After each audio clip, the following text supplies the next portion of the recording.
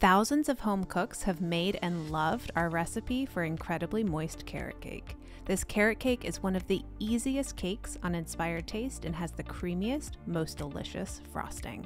We originally shared this in 2015 and are excited to share this updated video today.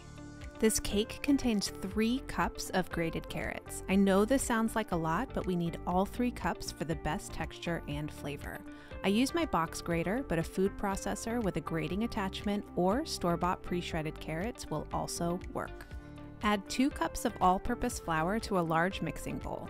I'm using the fluff, spoon, and sweep method to measure my flour so that I don't add too much. We highly recommend using the same process when measuring your flour by volume, or use the weight in grams provided in our recipe. To make sure our cake rises and tastes great, add 2 teaspoons of baking soda, a half teaspoon of salt, and 1.5 teaspoons of ground cinnamon. Whisk everything together and then move on to the wet ingredients. Grab another mixing bowl and whisk together 1 cup each of granulated and brown sugar, 1.25 cups of oil, a teaspoon of vanilla extract, and 4 room temperature eggs. Whisk in the eggs one at a time to make sure they are well incorporated. The extra whisking also makes sure that our sugar and oil are well blended. The combination of sugars and oil make this the most moist and tender carrot cake we've ever made. Now let's finish our cake batter. To make sure they are well blended, I add the dry ingredients to the wet ingredients in batches, using a spoon or spatula to fold the flour mixture into the batter. To keep the cake batter light, stop mixing when you no longer see any streaks of flour. Fold in all the shredded carrots, and if you like them in your cake, you can add nuts and raisins. No worries if you aren't a fan, they are optional.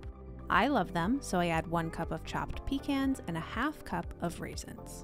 We have enough batter for 2 9-inch cake layers. So that the baked cakes come out of the pans easily, we use nonstick cooking spray and line the bottom of each pan with parchment paper. You can buy parchment paper rounds or cut them yourself. I have rounds, but they are too big, so I'm going to show you how to cut them. Fold a piece of parchment into a triangle and cut to fit your pan. Unfold, place it into the bottom of your pan, and spray with nonstick cooking spray. Divide your cake batter between the pans. Smooth the tops and then bake the carrot cake in a 350-degree Fahrenheit oven. Check our recipe on Inspired Taste for our tips for telling when carrot cake has finished baking. Cool your cake layers completely before adding any frosting. I use a wire rack and allow the cakes to cool in their pans for 5 minutes before turning them out and cooling completely. Wow, that looks so good. And we're not even done yet.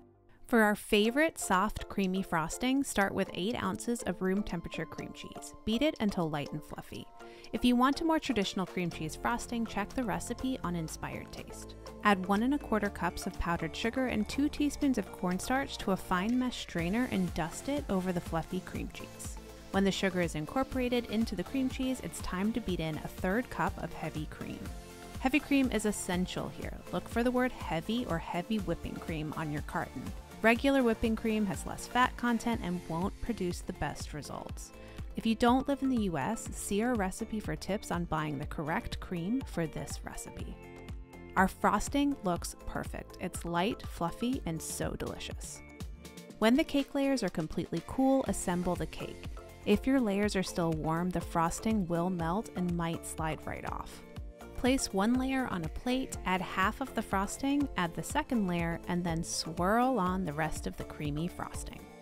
And if you added them, we love adding more chopped nuts on top. I can't wait for you to try this easy carrot cake. So many of our readers have made it and loved it. See you next time.